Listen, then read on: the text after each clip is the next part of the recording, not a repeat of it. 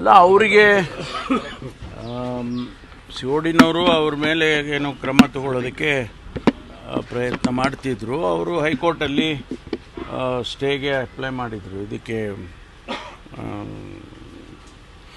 ಅದಾದಮೇಲೆ ಅವರು ಮತ್ತೆ ಸುಪ್ರೀಂ ಕೋರ್ಟಿಗೆ ಹೋಗಿ ಅಲ್ಲಿ ಬೇಲಿಗೆ ಪ್ರಯತ್ನ ಮಾಡಿದರು. ಅಲ್ಲಿ ಕೂಡ ರಿಜೆಕ್ಟ್ ಆಯಿತು. ಇನ್ನು ಅವರಿಗೆ ಉಳಿದದ್ದು ಒಂದೇ ದಾರಿ, ಸರೆಂಡರ್ ಆಗಬೇಕು, ಇಲ್ಲ ಪೊಲೀಸ್ನವರು ಅರೆಸ್ಟ್ ಮಾಡಲೇಬೇಕಾಗ್ತದೆ. ಸೊ ಹಾಗಾಗಿ ಅವರು ಸರೆಂಡರ್ ಆಗಿದ್ದಾರೆ. ಮುಂದೆ ಏನು ಕಾನೂನಿನ ಪ್ರಕಾರ ಏನು ಕ್ರಮ ತಗೋಬೇಕೋ ಅದನ್ನು COD ಅವರು ತಗೊಳ್ತಾರೆ. ಅಷ್ಟು ಬಿಟ್ಟರೆ ಸದ್ಯಕ್ಕೆ ಬೇರೆ ಇನ್ನೇನು ಹೇಳೋದಕ್ಕೆ ಬರೋದಿಲ್ಲ. ಇನ್ನೊಂದು ಹೈಕಮಾಂಡ್ ವಿಚಾರ, ಈಗ ಮಲ್ಲಿಕಾರ್ಜುನ್ ಖರ್ಗೆ ಇರ್ಬೋದು, ಹೈಕಮಾಂಡ್ ಇರ್ಬೋದು, ಯಾವುದೇ ಕಾರಣಕ್ಕೂ ರಾಜಕೀಯದ ಸ್ಥಿತಿ ಬಗ್ಗೆ ಅಂದರೆ CM ಬದಲಾವಣೆ ಬಗ್ಗೆ ಮಾತಾಡಬೇಡಿ ಅಂತ ಹೇಳಿದ್ರು ಕೂಡ ಚಂದ್ರರಾಜ್ ಹಟ್ಟಿಹೊಳಿಯವರು ಮತ್ತೊಂದು ಸ್ಟೇಟ್ಮೆಂಟ್ ಮಾಡಿರುವಂಥದ್ದು. DK ಶಿವಕುಮಾರ್ ಅವರು CM ಆಗೇ ಆಗ್ತಾರೆ ಅಂತ. ಅಂದರೆ ಪ್ರತಿ ಬಾರಿ ಈ ಥರ ಸ್ಟೇಟ್ಮೆಂಟ್ಗಳು ಬರ್ತಾ ಇದ್ದಾಗ ಹೈಕಮಾಂಡ್ ಮಾತಕ್ಕೆ ಬೆಲೆ ಕೊಡ್ತಿಲ್ವಾ ನಾಯಕರು ಅನ್ನೋ ಪ್ರಶ್ನೆ. ಅವರು ಎಷ್ಟರ ಮಟ್ಟಿಗೆ ನಮ್ಮ AICC ಅಧ್ಯಕ್ಷರು ಹೇಳಿದ್ದಾರೆ ಅಂದರೆ ಬಾಯಿ ಮುಚ್ಕೊಂಡು ಸುಮ್ಮನೆ ಇರಿ ಅಂತ ಹೇಳಿದ್ದಾರೆ. ಅದಕ್ಕಿಂತ ಕಠಿಣವಾಗಿ ಹೇಳೋದಕ್ಕೆ AICC ಅಧ್ಯಕ್ಷರಿಗೆ ಆಗೋದಿಲ್ಲ. ಅಷ್ಟಾದರೂ ಕೂಡ ನಮ್ಮಲ್ಲಿ ಶಾಸಕರಾಗಲಿ ಮತ್ತು ಮುಖಂಡರುಗಳಾಗಲಿ ಪದೇ ಪದೇ ಅದ್ರ ಬಗ್ಗೆ ಮಾತನಾಡ್ತಕ್ಕಂಥದ್ದು ಸರಿ ಕಾಣಿಸೋದಿಲ್ಲ. ಇದು ನಿಲ್ಲಬೇಕಿದು. ಯಾಕೆ ಅಂತ ಹೇಳಿದರೆ ನಾವು ಆಡಳಿತದ ಕಡೆ ಗಮನ ಹರಿಸಬೇಕು. ಜನಸಮುದಾಯ ನಮ್ಮನ್ನು ನಿರೀಕ್ಷೆ ಮಾಡಿರೋದೇ ಬೇರೆ. ಅದು ಬಿಟ್ಟು ನಾವು ಈ ರೀತಿ ಸಾರ್ವಜನಿಕವಾಗಿ ಇದನ್ನೆಲ್ಲ ಮಾತಾಡಿಕೊಂಡು ಒಬ್ಬೊಬ್ಬರು ಒಂದೊಂದು ಹೇಳಿಕೆ ಕೊಟ್ಕೊಂಡು ಹೋಗೋದು ಸರಿ ಕಾಣಿಸೋದಿಲ್ಲ.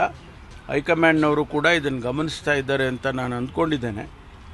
ಸಂದರ್ಭ ಬಂದಾಗ ನಾನು ಕೂಡ ಹೈಕಮಾಂಡಲ್ಲಿ ಮಾತಾಡ್ತೇನೆ. ಯಾಕೆಂತಂದರೆ ಇದು ಎನಫ್ ಈಸ್ ಎನಫ್. ಇದು ನಿಲ್ಲಬೇಕಿದು. ಇದು ನಾವು ಜನ ನಮ್ಮನ್ನು ಗಮನಿಸ್ತಾರೆ. ಜನ ನಮ್ಮನ್ನು ನಿರೀಕ್ಷೆ ಮಾಡೋದೇ ಬೇರೆ. ಅಭಿವೃದ್ಧಿ ಕಡೆ ಗಮನ ಕೊಡಬೇಕೇ ವಿನಃ ಇದನ್ನು ಏನು ಹೈಕಮಾಂಡ್ನವ್ರಿಗೆ ಗೊತ್ತಿದೆ ಯಾವಾಗ ಏನು ಮಾಡಬೇಕು ಅಂತೇಳಿ ಅದನ್ನು ಮಾಡ್ತಾರೆ ಅವರು. ಇದೇನು ಹೊಸದ ಹೈಕಮಾಂಡಿಗೆ? ಕಾಂಗ್ರೆಸ್ ಪಕ್ಷದಲ್ಲಿ ಇಂಥ ಸನ್ನಿವೇಶಗಳು ಭಾಳ ನೋಡಿದ್ದಾರೆ. ಅದಕ್ಕೇನು ಕ್ರಮ ತಗೊಂಡಿದ್ದಾರೆ. ಕರ್ನಾಟಕದಲ್ಲೂ ಕೂಡ ಇಂಥದ್ದು ಹಿಂದೆ ಎಲ್ಲ ನಡೆದಿದೆ. ಬೇಕಾದಷ್ಟು ಸಾರಿ ಇಂಥದ್ದೆಲ್ಲ ನಡೆದಿದೆ. ಅದಕ್ಕೆ ನಾವು ಸಹನೆಯಿಂದ ವರ್ತಿಸೋದು ಒಳ್ಳೆಯದು ಅಂತೇಳಿ ನನಗನ್ಸುತ್ತೆ. RCB ಚಿನ್ನಸ್ವಾಮಿ ಸ್ಟೇಡಿಯಂನಲ್ಲಿ ಈಗ ಮ್ಯಾಚ್ಗಳನ್ನ ರೀಸ್ಟಾರ್ಟ್ ಮಾಡ್ಬೋದು ಅಂತ ನಿನ್ನೆ ಕ್ಯಾಬಿನೆಟ್ ಕೂಡ ಒಪ್ಪಿಗೆಯನ್ನು ಸೂಚಿಸಿರುವಂಥದ್ದು. ಏನು ಕಂಡೀಷನ್ಸ್ ಆಗ್ತೀರಾ ಸರ್ ಅವರಿಗೆ? ಇಲ್ಲ, ಇನ್ ಪ್ರಿನ್ಸಿಪಲ್ ನಾವು ಅವರಿಗೆ ಅನುಮತಿಯನ್ನು ಕೊಡ್ತೇವೆ ಅಂತ ಹೇಳಿದ್ದೇವೆ. ಜಸ್ಟಿಸ್ ಕುನ್ನಾ ಅವರು ಏನು ರೆಕಮೆಂಡೇಷನ್ಸ್ ಮಾಡಿದ್ದಾರೆ ಅದನ್ನು ಅನುಷ್ಠಾನ ಮಾಡಬೇಕು ಅಂತ ಮೊದಲೇ ಹೇಳಿದ್ದೀವಿ ನಾವು. ಮತ್ತು ಅದರಲ್ಲಿ 3 ಭಾಗ ಇದೆ. ಒಂದು ಇಮಿಡಿಯೇಟಾಗಿ ಮಾಡುವಂಥದ್ದು, ಎರಡನೇದು ಸಮಯ ಕೊಟ್ಟು ಮ್ಯಾಚ್ಗಳು ಪ್ರಾರಂಭ ಮಾಡೋದಕ್ಕೆ ಮುಂಚೆ ಮಾಡಬೇಕಾದಂಥದ್ದು ಕ್ರಮಗಳು, ಆಮೇಲೆ ಮೂರನೇದು ಇನ್ಫ್ರಾಸ್ಟ್ರಕ್ಚರ್ ಏನವರು ಜಸ್ಟಿಸ್ ಕುನ್ನಾ ಅವರು ರೆಕಮೆಂಡ್ ಮಾಡಿದರು ಅದನ್ನು ಸಮಯ ತಗೊಳ್ಳುತ್ತೆ. ಅದನ್ನು ಮೂರು ಭಾಗ ಮಾಡಿದ್ದಾರೆ. ಅದಕ್ಕೆ ನಾವು ಮ್ಯಾಚ್ ಪ್ರಾರಂಭ ಮಾಡೋದಕ್ಕೆ ಮುಂಚೆ ಇಂಥದ್ದಾಗಬೇಕು ಅಂತೇಳಿ ನಾವು ಕೂಡ ಅವರಿಗೆ ಸೂಚನೆಯನ್ನು ಈಗಾಗಲೇ ಕೊಟ್ಟಿದ್ದೇವೆ. ಅದಕ್ಕಾಗಿ ಒಂದು ಸಮಿತಿಯನ್ನು ಕೂಡ ಮಾಡಿದ್ದೇನೆ ನಾನು.